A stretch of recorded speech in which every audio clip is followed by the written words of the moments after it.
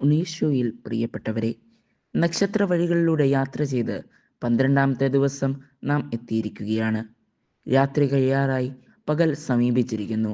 ആകയാൽ നമുക്ക് അന്ധകാരത്തിൻ്റെ പ്രവൃത്തികൾ പരിത്യജിച്ച് പ്രകാശത്തിൻ്റെ ആയുധങ്ങൾ ധരിക്കാം. റോമ 13:12. ശരീരത്തിൻ്റെ ആസക്തികൾക്ക് അടിമയായ ഒരാളെ മാനസാന്തരത്തിലേക്ക് നയിച്ച് വിശുദ്ധനാക്കിയ വചനമാണിത്. സ്നാപക യോഹന്നാന്റെ ജനനത്തെക്കുറിച്ചുള്ള അറിയിപ്പ് 1-ാമത്തെ ഞായറാഴ്ച നാം കേട്ടു. അവിടെ സ്നാപക യോഹന്നാനെ കുറിച്ചുള്ള ഒരു വിശേഷണം ഇപ്രകാരം കൊടുക്കുന്നുണ്ട്: കർത്താവിൻ്റെ സന്നിധിയിൽ അവൻ വലിയവനായിരിക്കും. വീഞ്ഞോ മറ്റ് ലഹരി പാനീയങ്ങളോ അവൻ കുടിക്കുകയില്ല. അമ്മയുടെ ഉദരത്തിൽ വെച്ച് തന്നെ അവൻ പരിശുദ്ധാത്മാവിനാൽ നിറയും. ലൂക്ക 1:15. വീഞ്ഞോ ലഹരി പാനീയങ്ങളോ കുടിക്കാതെ ദുശീലങ്ങളിൽ നിന്ന് അകന്നു നിൽക്കാൻ ഒരുവനായി പരിശുദ്ധാത്മാവിനാൽ നിറഞ്ഞ് അവൻ ജീവിക്കും എന്ന്.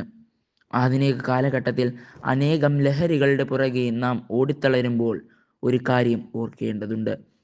വിശുദ്ധ ജീവിതം ലഹരിയാക്കി പരിശുദ്ധാത്മാവിനാൽ നിറഞ്ഞ് ജീവിക്കേണ്ടവരാണ് നാം ഓരോരുത്തരുമെന്ന്.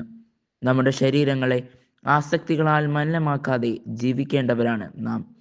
മദ്യത്തിൻ്റെയോ മയക്കുമരുന്നിൻ്റെയോ ഫോണിൻ്റെയോ അങ്ങനെയുള്ള മറ്റ് നമ്മുടെ ശരീരത്തെ നശിപ്പിക്കുന്ന ഒന്നിൻ്റെയും അടിമയാകാതെ ജീവിക്കുവാൻ നമുക്ക് പരിശ്രമിക്കാം. ഇന്ന് മായോസേ പിതാവിനോടുള്ള ജപം ചൊല്ലി ദുശീലങ്ങൾക്ക് അടിമപ്പെട്ടവരെ ഉണ്ണീശോയ്ക്ക് സമർപ്പിച്ച് നമുക്ക് പ്രാർത്ഥിക്കാം.